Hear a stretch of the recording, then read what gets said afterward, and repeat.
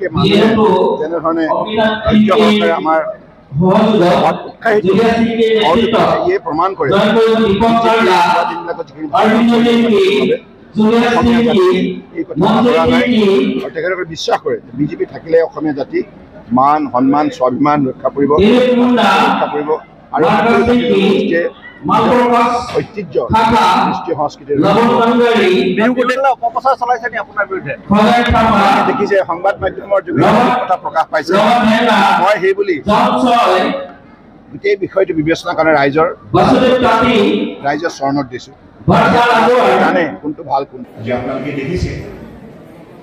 আমাৰ কংগ্ৰেছৰ দ্বাৰা লালিত পালিত হোৱা কিছুমান ৰাজনৈতিক দলে আপোনালোকৰ মাজলৈ আহিছে এইবাৰ নিৰ্বাচনৰ প্ৰতিদ্বন্দ্বিতা কৰিছে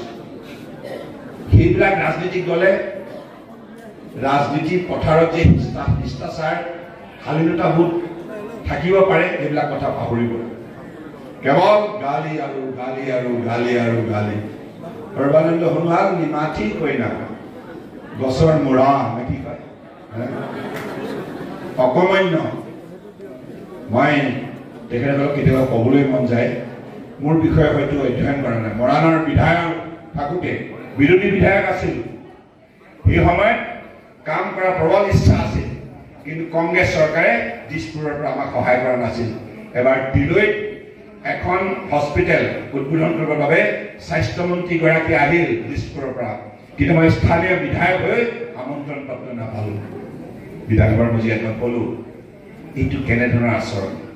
আমাৰ গণতন্ত্ৰে এইটো শিক্ষা দিছে নেকি বিৰোধী হ'লেওতো জনসাধাৰণে নিৰ্বাচিত কৰা এগৰাকী প্ৰতিনিধি আমন্ত্ৰণী পত্ৰখনটো মোক দিব লাগিছিল নিদিলে কিয় তেতিয়া কিন্তু তেখেতসকলে পাছত বিধানসভাৰ মজিয়াত ক্ষমা বিচাৰিছে সেইটো সুকীয়া কথা মোৰ কথা হৈছে কি মৰাণৰ বিধায়ক হৈ থাকোঁতে মই বুলি ক'লে অহংকাৰী হ'ব আমি আপোনালোকৰ সহযোগত সেই সময়ত প্ৰধানমন্ত্ৰী অতুল বিহাৰী বাজপেয়ী ডাঙৰীয়া আছিল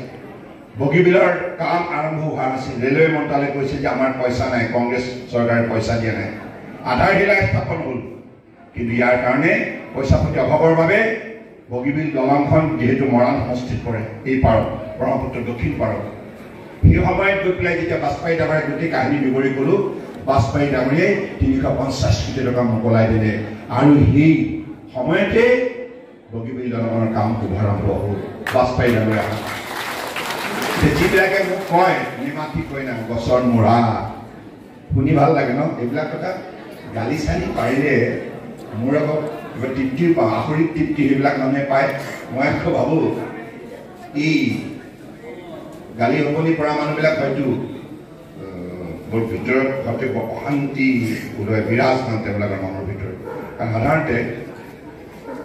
সমাজক গুণানুকীৰ্তন কৰিব লগা হ'লে মনত ইতিবাচক চিন্তা এটা বুজিব লাগিব নহয় মনটো আপোনাৰ যদি শৃংখলাবদ্ধ যদি নহয় পৰিষ্কাৰ নহয় আপুনি আনৰ গুণবিলাক দেখা নাপায় হয়নে সাহস হওক বিৰোধী হওক যাৰ গুণ আছে সেইখিনি গুণ তুমি নিশ্চিত মানে প্ৰশংসা কৰিব পৰা পৃথিৱীয়ে বেয়া নাপায়